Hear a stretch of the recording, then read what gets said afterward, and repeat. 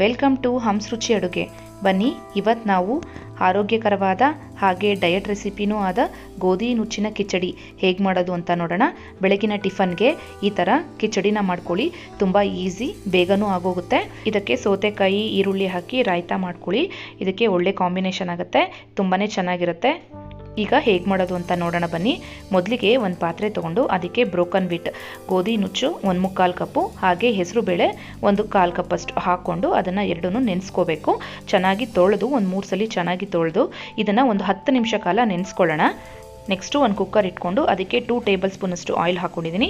Oil ಬಿಸಿ ಆದಮೇಲೆ ಈಗ ಸಾಸಿವೆ ಒಂದು ಅರ್ಧ ಟೇಬಲ್ ಸ್ಪೂನಷ್ಟು, ಜೀರಿಗೆ ಒಂದು ಅರ್ಧ ಟೇಬಲ್ ಸ್ಪೂನು, ಇಂಗು ಸ್ವಲ್ಪ, ನೆಕ್ಸ್ಟ್ ಇದಕ್ಕೆ ಕರಿಬೇವು ಹಾಕ್ಕೊಳ್ಳೋಣ.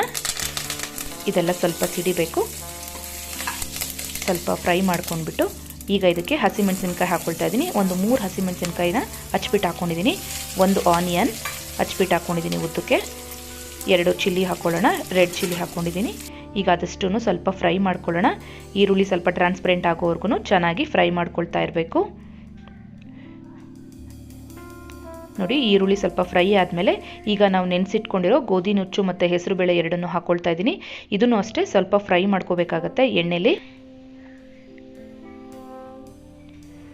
ನೋಡಿ, ಈಗ ಸ್ವಲ್ಪ ಫ್ರೈ ಆಗಿದೆ. ಈಗ ಇದಕ್ಕೆ ಅರಿಶಿನ ಹಾಕ್ಕೊಳ್ತಾ ಇದ್ದೀನಿ. ಒಂದು 1/4 ಟೀ ಸ್ಪೂನಷ್ಟು ಅರಿಶಿನ, ರೆಡ್ ಚಿಲ್ಲಿ ಪೌಡರ್ ಹಾಕ್ಕೊಳ್ತಾ ಇದ್ದೀನಿ ಅರ್ಧ ಟೇಬಲ್ ಸ್ಪೂನಷ್ಟು, ಧನಿಯಾ ಪುಡಿ ಅರ್ಧ ಟೀ ಸ್ಪೂನಷ್ಟು, ಹಾಗೆ ಗರಂ ಮಸಾಲ ಕೂಡ 1/4 ಟೀ ಸ್ಪೂನಷ್ಟು ಹಾಕ್ಕೊಂಡಿದ್ದೀನಿ. ಶುಂಠಿ ಬೆಳ್ಳುಳ್ಳಿ ಪೇಸ್ಟ್ ಹಾಕ್ಕೊಳ್ಳೋಣ. 1 ಟೇಬಲ್ ಸ್ಪೂನಷ್ಟು ಶುಂಠಿ ಬೆಳ್ಳುಳ್ಳಿ ಪೇಸ್ಟ್ ಹಾಕ್ಕೊಂಡಿದ್ದೀನಿ. ಇದಿಷ್ಟು ಹಾಕ್ಕೊಂಡ್ಮೇಲೆ ಮತ್ತೊಂದು ಸ್ವಲ್ಪ ಫ್ರೈ ಮಾಡ್ಕೊಳ್ತಾ ಇರಬೇಕು. ಸ್ವಲ್ಪ ಇದು ಅಷ್ಟೇ ಹಸಿ ಸ್ಮೆಲ್ಲೆಲ್ಲ ಹೋಗೋವರೆಗೂ ಚೆನ್ನಾಗಿ ಫ್ರೈ ಮಾಡ್ಕೊಳ್ಳಿ. ಒಂದು 5 ಮಿನಿಟ್ಸ್ ಫ್ರೈ ಆದಮೇಲೆ ಈಗ ಇದಕ್ಕೆ ಬೀನ್ಸ್ ಹಾಕ್ಕೊಳ್ತಾ ಇದ್ದೀನಿ. 1 ಕಪ್ ಬೀನ್ಸು, ಪೊಟ್ಯಾಟೊ 1 ಕಪ್ ಹಾಕ್ಕೊಂಡಿದ್ದೀನಿ, ಕ್ಯಾರೆಟ್ ಕೂಡ 1 ಕಪ್ ಹಾಕ್ಕೊಂಡಿದ್ದೀನಿ. ನೆಕ್ಸ್ಟು ಹಸಿ ಬಟಾಣಿ ಹಾಕ್ಕೊಳ್ತಾ ಇದ್ದೀನಿ, 1 ಕಪ್ಪಷ್ಟು ಹಸಿ ಬಟಾಣಿ. 1 ಟೊಮ್ಯಾಟೊನ ಸಣ್ಣಗೆ ಹಚ್ಬಿಟ್ಟು ಟೊಮ್ಯಾಟೊ ಕೂಡ 1 ಕಪ್ಪಷ್ಟು ಹಾಕ್ಕೊಳ್ತಾ ಇದ್ದೀನಿ. ನೆಕ್ಸ್ಟ್ ಈಗ ಇದಕ್ಕೆ ರುಚಿಗೆ ತಕ್ಕಷ್ಟು ಉಪ್ಪು ಹಾಕ್ಕೊಂಬಿಡೋಣ. ಕಿಚಡಿಗೆ ಎಷ್ಟು ಬೇಕೋ ಅಷ್ಟು ಉಪ್ಪನ್ನ ಈಗಲೇ ಹಾಕ್ಕೊಳ್ತಾ ಇದ್ದೀನಿ. ಉಪ್ಪು ಹಾಕ್ಕೊಂಡ್ಮೇಲೆ ಇದನ್ನು ಚೆನ್ನಾಗಿ ಫ್ರೈ ಮಾಡ್ಕೊಳ್ತಾ ಇರಬೇಕು. ಸ್ಟವ್ನ ಮೀಡಿಯಂ ಫ್ಲೇಮಲ್ಲಿ ಇಟ್ಕೊಂಡು ಇದನ್ನು ಚೆನ್ನಾಗಿ ಸ್ವಲ್ಪ ಫ್ರೈ ಮಾಡ್ಕೊಳ್ತಾ ಇರಬೇಕು. ಗೋಧಿ ನುಚ್ಚಲ್ಲಿ ಕಿಚಡಿ ಮಾಡೋದನ್ನ ಟ್ರೈ ಮಾಡಿಲ್ಲ ಅಂದರೆ ಈ ಸಲ ಟ್ರೈ ಮಾಡಿ ನೋಡಿ, ತುಂಬಾ ಚೆನ್ನಾಗಾಗತ್ತೆ. 10 ನಿಮಿಷ ಮುಂಚೆ ನೆನೆಸ್ಕೊಂಡು ಹಾಕಿದ್ರೆ ಗೋಧಿ ನುಚ್ಚು ಎಲ್ಲ ಸಾಫ್ಟಾಗಿ ಬೆಂದಿರುತ್ತೆ. ಈಗ ನೀರು ಹಾಕ್ಕೊಳ್ಳೋಣ. ಸ್ವಲ್ಪ ನೀರು ಇದಕ್ಕೆ ಜಾಸ್ತಿನೇ ಇರಬೇಕು. ನಾವೀಗ ಬಿಸಿಬೇಳೆ ಬಾತ್ಗೆ ಯಾವ ಥರ ನೀರು ಹಾಕ್ಕೊಳ್ತೀನೋ ಸ್ವಲ್ಪ ಜಾಸ್ತಿ, ಹಾಗಾಗಿ ಗೋಧಿ ನುಚ್ಚಿಗೂ ಸ್ವಲ್ಪ ಜಾಸ್ತಿ ನೀರು ಬೇಕಾಗುತ್ತೆ. ಈಗ ನಾನು ನೋಡಿ 1 ಕಪ್ಪಷ್ಟು ಗೋಧಿ ನುಚ್ಚು ಹಾಕಿರೋದ್ರಿಂದ 4 ಕಪ್ಪಷ್ಟು ನೀರು ಹಾಕ್ಕೊಂಡಿದ್ದೀನಿ.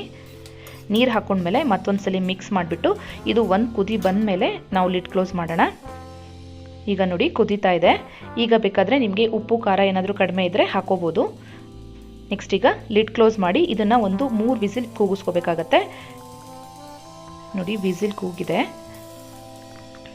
ಲಿಡ್ ಓಪನ್ ಮಾಡಿ ನೋಡೋಣ ಕಿಚಡಿ ಯಾವ ಥರ ಆಗಿದೆ ಅಂತ.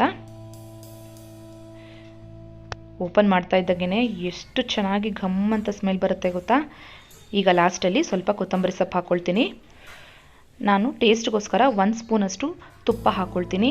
ಡಯಟ್ ಮಾಡೋರಾದರೆ ತುಪ್ಪನ ಬೇಕಾದರೆ ಸ್ಕಿಪ್ ಮಾಡ್ಕೊಳ್ಳಿ, ತುಂಬಾ ಚೆನ್ನಾಗಿರುತ್ತೆ. ಗೋಧಿ ನುಚ್ಚಿನ ಕಿಚಡಿ ಈಗ ರೆಡಿ ಇದೆ. ಒಂದ್ಸಲಿ ಮತ್ತೆ ಮಿಕ್ಸ್ ಮಾಡಿಬಿಡೋಣ.